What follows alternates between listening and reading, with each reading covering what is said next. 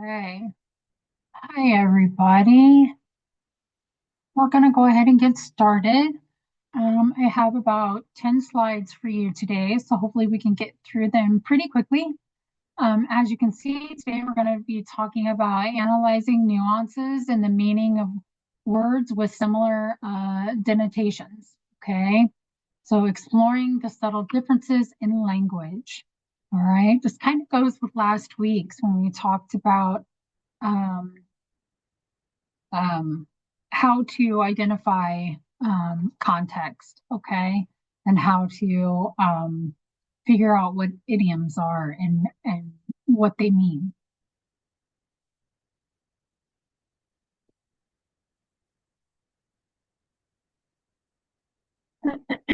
So, definition of denotation and connotation.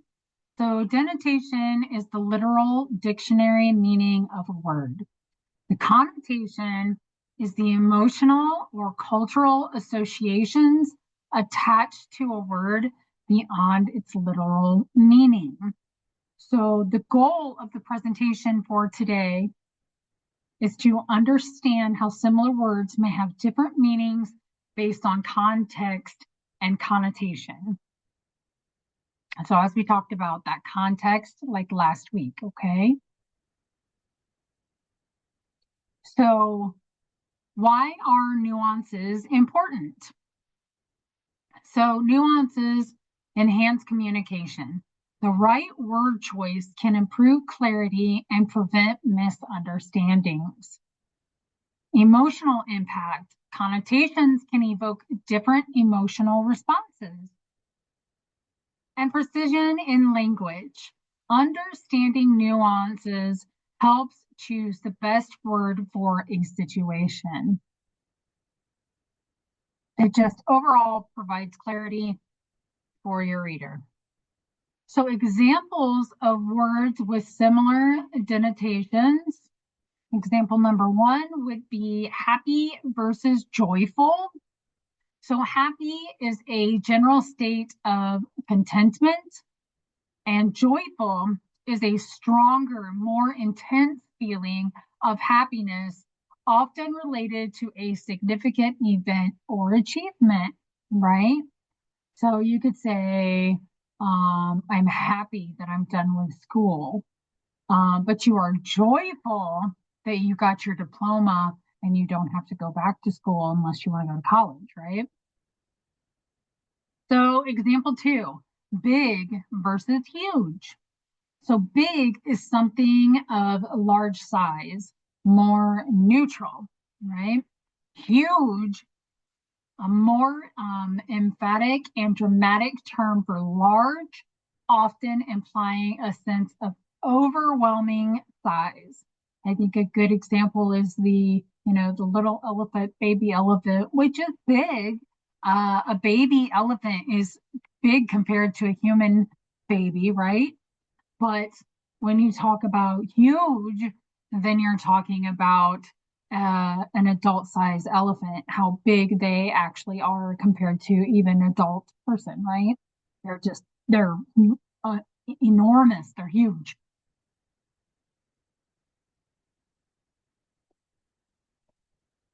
Okay, so connotation and tone. So, in example one, cheap versus inexpensive. So cheap often carries a negative connotation, implying poor quality or low status, right? Get a knockoff of a purse or a tennis shoe, they're not going to be the good quality that you're going to get if you pay for an expensive shoe, right?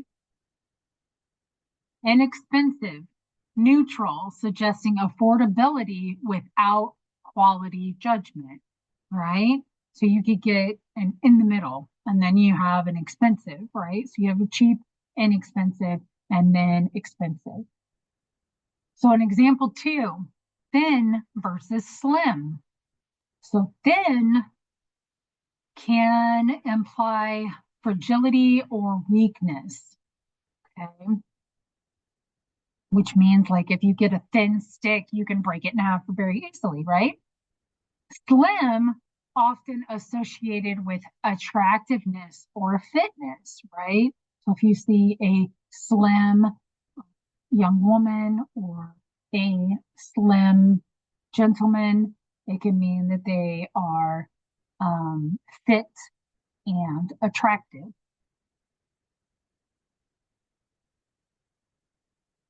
So contextual nuances. Words can change meaning based on context. An example, clever versus smart.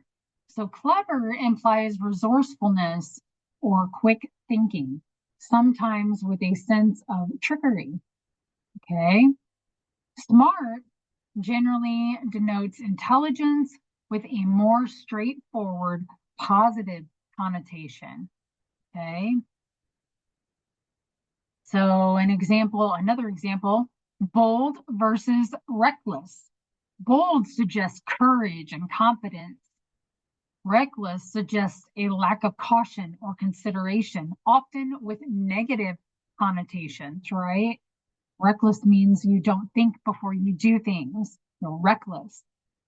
Bold would mean more like you have confidence and you're sure of yourself. You feel like you know what you're talking about, right?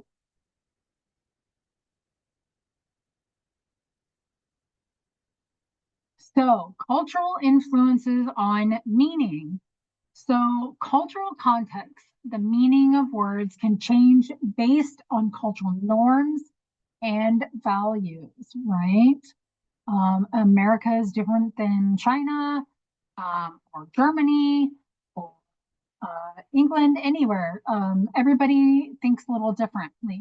So you have to take this cultural context, um, keep those in mind, knowing that everybody thinks differently and has different meanings for different things. So, an example, freedom in different cultures. Freedom can be interpreted in various ways, politically, socially, or individually. Some places, like America, the U.S., we have a freedom-based culture where we're supposedly allowed to say what we want. We have free will. We can do what we want as long as we're not breaking the law. Um, and we have free reign with the internet. We can do what we want. In other cultures, like Japan, China, they are more restricted. They do not have freedom like what we experience. So it's just different. Another example, beauty. The word beauty may have different connotations depending on cultural standards and personal beliefs. So our US standards of beauty could be completely different from other cultures. Other cultures find different things beautiful versus what we do. And even in the US, individuals find different things beautiful. Um, I love tattoos. I think they're beautiful when done in good taste. I think it is very beautiful to have art on your body. Some other people do not believe that. Some people believe that um, putting tattoos on your body is not good, that it goes against the Bible, that it is not the thing that we should be doing. There are lots of opinions out there about what's beautiful and what is not. Each person is individualized. So, how do we analyze word nuances? So, check the denotation, understand the dictionary meaning of the word. Again, just like last week, you want to understand those words, you want to build your vocabulary. Google is your best friend when it comes to words you may not know. Number two, consider the connotation. What emotions or ideas does the word evoke? Is it positive, negative, or neutral? Okay. Look at the context. In what situation or setting is the word being used? Does it imply formality or casualness? Okay. Reflect on cultural differences. Are there cultural associations that affect how the word is understood? Okay. So practical application.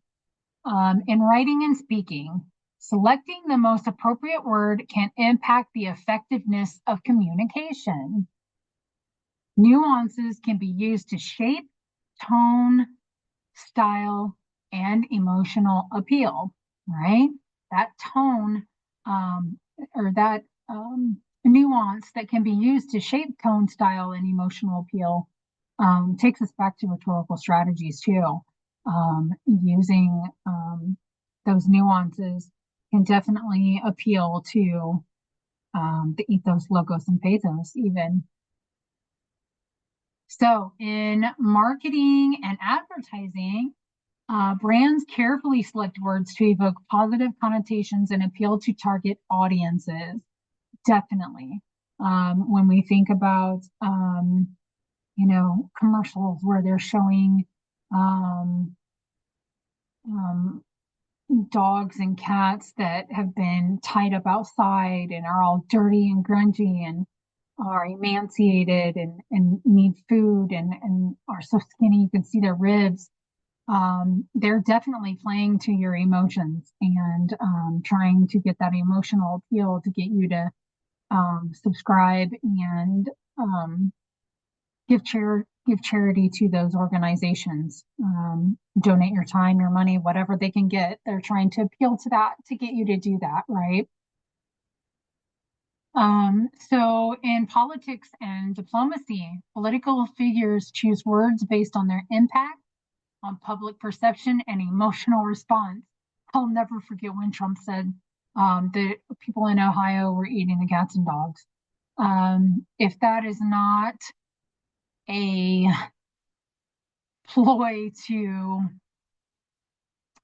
um, try and appeal to your emotions and make you mad and upset and go against the immigrants in our country, I don't know what is, because that is exactly what he was trying to do, appeal to your emotions and get you to be mad, angry, upset, and heartbroken over supposedly people in Ohio, the immigrants in Ohio eating the cats and dogs.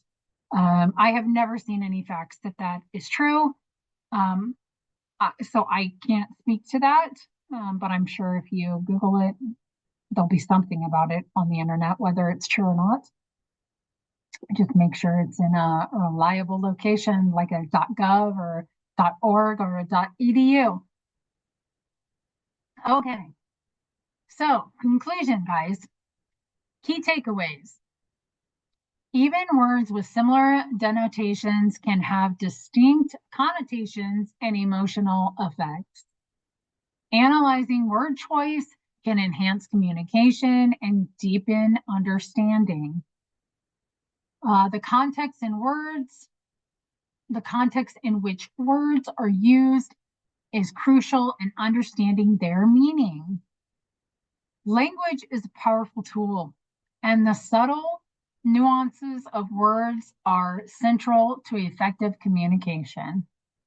All of those things are so important in communication, in English, in your lives, in jobs.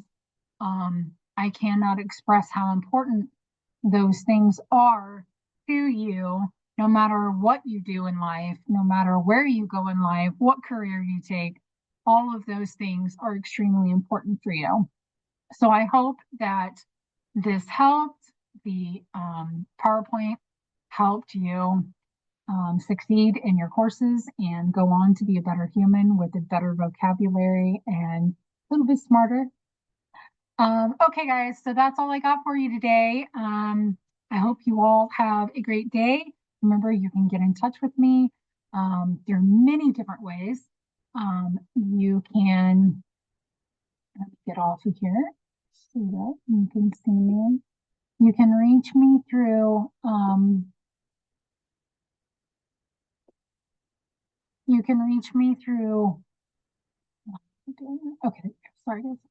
So you can reach me through email, you can reach me on Canvas, and you can reach me through Ring. You can also come to any live session.